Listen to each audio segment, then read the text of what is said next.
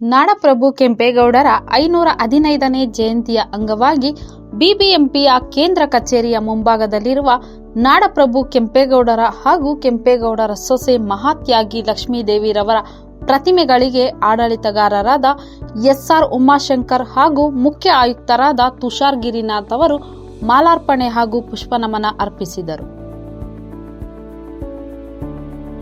ಇದೇ ವೇಳೆ ವಿಶೇಷ ಆಯುಕ್ತರಾದ ಮನೀಶ್, ವಿಕಾಸ್ ಕಿಶೋರ್, ಶಿವಾನಂದ್ ಕಲ್ಕೆರೆ, ಪ್ರಹ್ಲಾದ್, ಉಪ ಆಯುಕ್ತರಾದ ಮಂಜುನಾಥ ಸ್ವಾಮಿ ಹಾಗೂ ಜಂಟಿ ಆಯುಕ್ತರಾದ ಪ್ರತಿಭಾ, ಲಕ್ಷ್ಮೀದೇವಿ ಸೇರಿದಂತೆ ಇನ್ನಿತರ ಅಧಿಕಾರಿಗಳು ಉಪಸ್ಥಿತರಿದ್ದರು.